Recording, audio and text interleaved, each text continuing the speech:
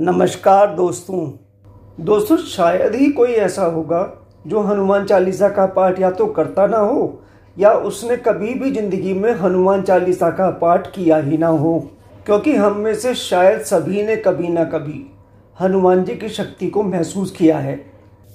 यह माना जाता है कि हनुमान जी अपने भक्तों की पुकार पर आज भी मदद के लिए साक्षात रूप से आते हैं। हनुमान चालीसा हनुमान जी को बुलाने या उनके आह्वान करने का एक ऐसा पाठ है जिसका पाठ जब कभी भी भक्त पूरे मन से करता है तो हनुमान जी निश्चय ही उसकी मदद के लिए प्रस्तुत होते हैं। कष्ट चाहे शारीरिक हो, मानसिक हो या शत्रु पीड़ा हो, हर पीड़ा में उसके निवारण के लिए हनुमान जी आते हैं और अवश्य आते हैं।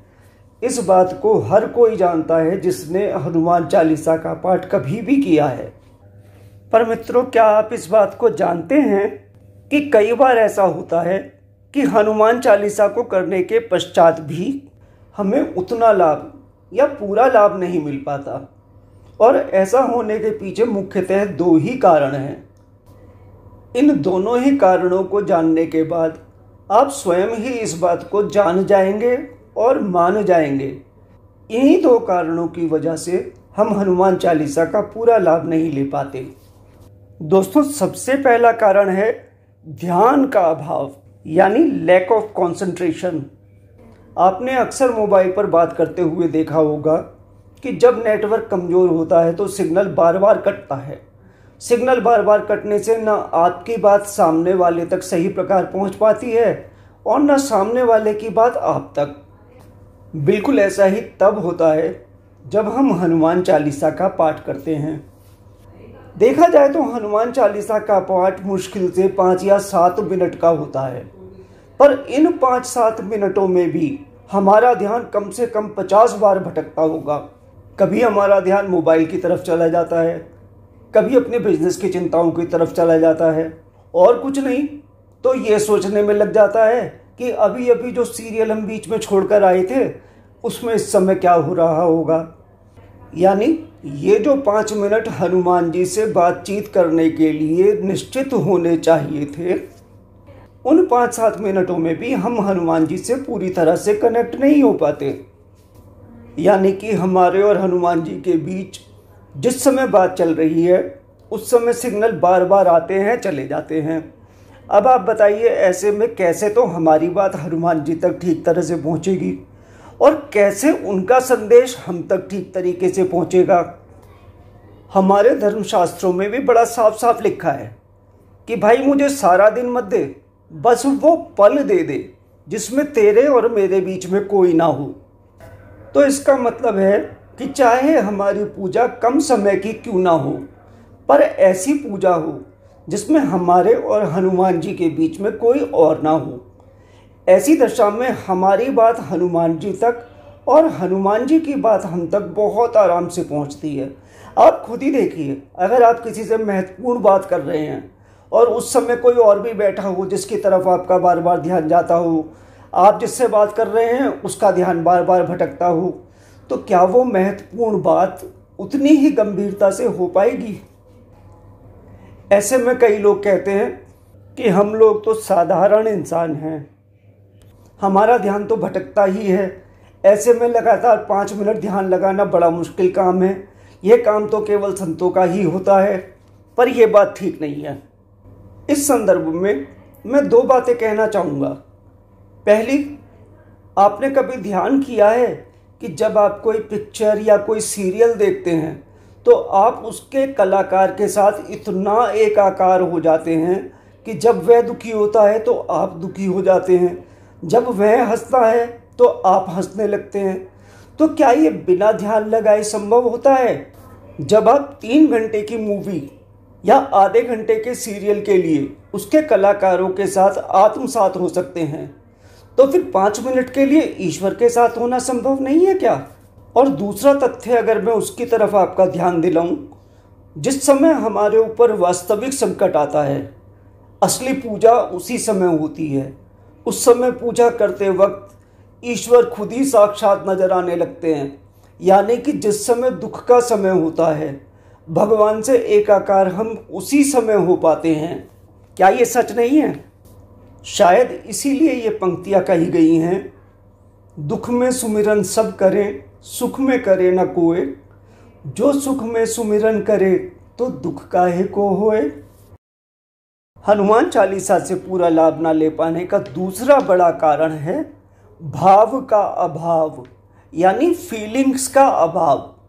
जब हम हनुमान चालीसा या कोई भी पूजा करते हैं, अगर उस समय उन शब्दों का जिनका हम उच्चारण कर रहे हैं उनका मतलब ही नहीं पता, तो आप भला उससे कैसे कनेक्ट हो सकते हैं? आप इस बात को ऐसे समझिए, बच्चों को अक्सर ये कविता सिखाई जाती है, twinkle twinkle little star how I wonder what you are. बच्चे इस कविता को अच्छी तरह याद कर लेते हैं, एग्ज़ाम में टीचर को सुना भी देते हैं और बहुत अच्छे मार्क्स भी ले आते हैं। हम भी खुश, बच्चे भी खुश और उसके टीचर्स भी खुश।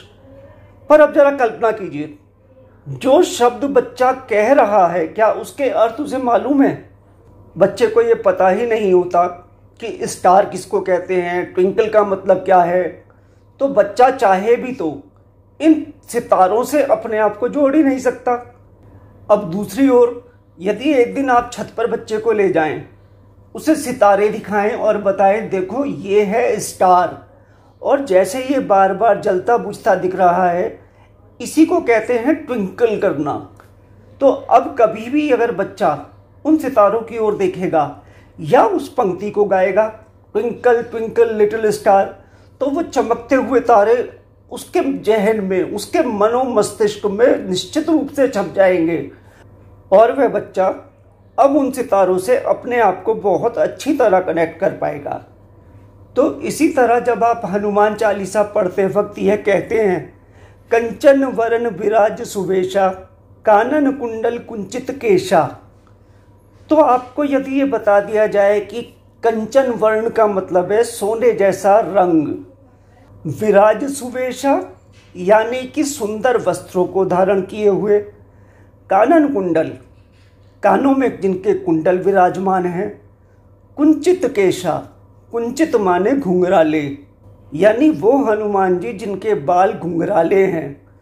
तो अब यह लाइनें पढ़ते वक्त आपके मन में हनुमान जी की तुरंत एक कल्पना उभरेगी, ऐसे हनुमान जी जिनका रंग सोने की तरह दमक रहा है, जिनके कपड़े बहुत साफ सुथरे चमकदार हैं, जिनके कानों में कुंडल हैं और जो घुंघराले बालों से युक्त हैं। जब आप उनकी तरफ इस तरीके से कल्पना करेंगे तो आप खुद उनसे अपने आप को जुड़ा हुआ पाएंगे।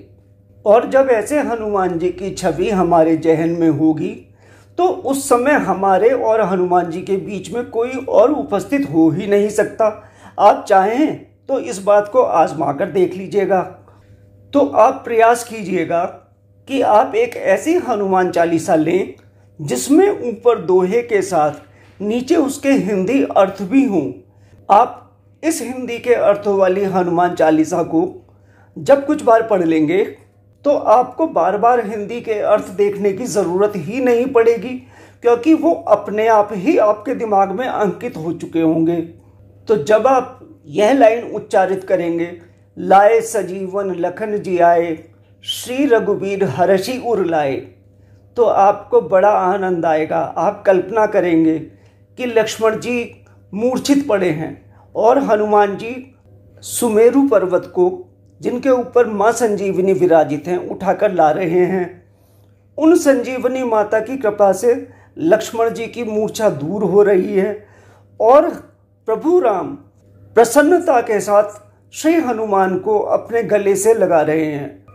तो आपका तन और मन एक अद्भुत रोमांच के साथ, अद्भुत आनंद के साथ ऐसे सिहर जाएगा जो आपने पहले कभी महसूस ना किया हो। आप इस चीज़ को कभी भी आजमा लीजिएगा। जब कभी आप रोगों के कारण बहुत परेशान हों तो इन दो लाइनों का उच्चारण पूरे मन से कीजिएगा, तो रोग की तीव्रता निश्चय ही कम हो जाएगी। मित्रों, वैसे तो आप सभी ज्ञानी जनों को हनुमान चालीसा का पूर्ण ज्ञान होगा ही, पर अगर फिर भी यदि आप कहेंगे तो मैं अपनी लघु बुद्धि से जो कुछ भी समझा हूँ उसके आधार पर हनुमान चालीसा के दोहों की व्याख्या करने का प्रयास करूँगा। तो यदि आप ऐसा चाहें तो आप कमेंट कर सकते हैं। आप एक बार इस तरह से हनुमान चालीसा के साथ अपने आप को जोड़ कर देखें। आप अपने जीवन में एक ऐसा चमत्कार देखेंगे जैसा आपने इससे पहले कभी नहीं देखा होगा। जय हो बाबा, जय हो श्री राम दरबार जी। धन्यवाद दोस्तों, सादर प्रणाम।